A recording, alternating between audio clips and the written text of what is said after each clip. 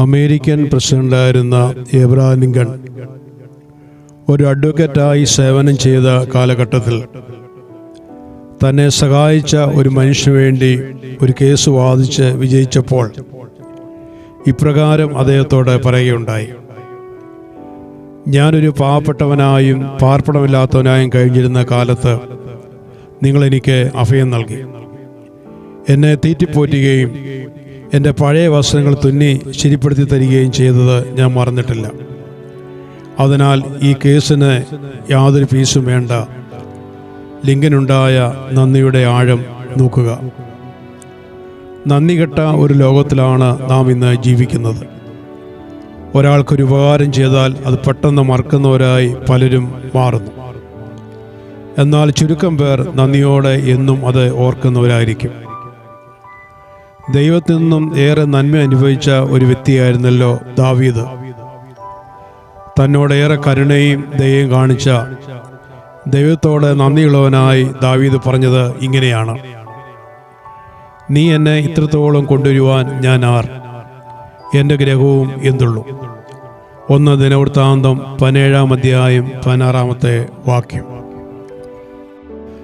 ചെയ്ത കുറ്റത്തിന് ജയിൽ ശിക്ഷ അനുഭവിച്ചുകൊണ്ടിരുന്ന വറീസ് എന്ന് പറഞ്ഞ വ്യക്തി ഇങ്ങനെ പറയുണ്ടായി: പുകവലി എന്നുള്ള ഒരു വിടുതലോടെയാണ് എൻ്റെ വിശ്വാസ ജീവിതം ആരംഭിച്ചത്. എന്നെ ക്രിസ്തുവിലേക്ക് നയിച്ച വ്യക്തി ഒരിക്കൽ എന്നോട് ഇപ്രകാരം പറഞ്ഞു: യേശു ക്രിസ്തു ഒരിക്കൽ 10 കുഷ്ഠരോഗികളെ സൗഖ്യപ്പെടുത്തി.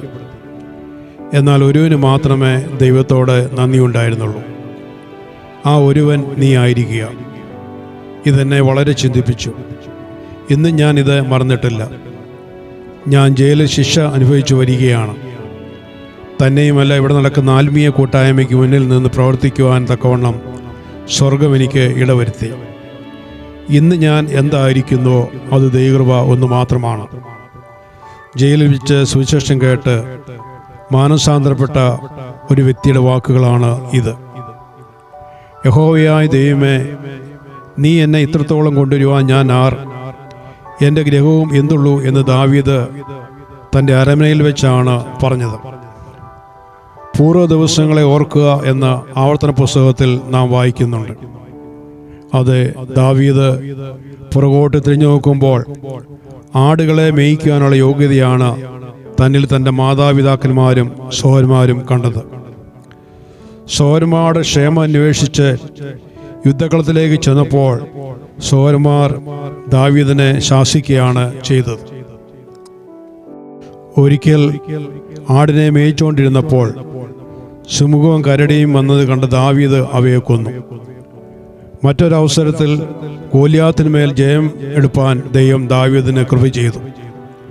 തുടർന്ന് ശൗൽ രാജാവിന് നിരന്തരമായ പീഡനം. എന്നാൽ ഇവിടെയെല്ലാം തൻ്റെ യോഗ്യതയല്ല തന്നെ മുന്നോട്ട് നയിച്ചതെന്ന് ദാവീദിന് നന്നായി അറിയാമായിരുന്നു.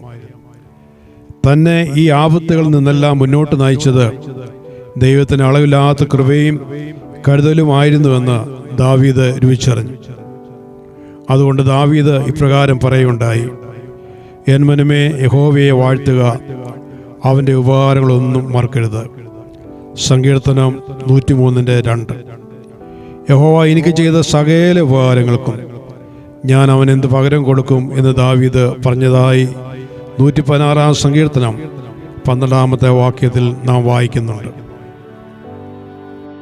പ്രിയരെ, ദൈവം ചെയ്ത എല്ലാറ്റിനുമായി നന്ദിയുള്ളവരായിരിക്കുവാൻ ഇപ്പോഴും നാം ഒരുക്കമുള്ളവരായിരിക്കുക. മറ്റുള്ളവർ ചെയ്ത ഉപകാരങ്ങളെ മറക്കാതെ ഹൃദയത്തിൽ സൂക്ഷിക്കുക. ദൈവം നമ്മെ പരിപാലിച്ച് വഴി നടത്തുന്ന കൃപകളെ എന്നും നന്ദിയോടെ ഓർത്ത് നമുക്ക് ദൈവത്തോട് ഏറെ നന്ദിയുള്ളവരായിരിക്കുക.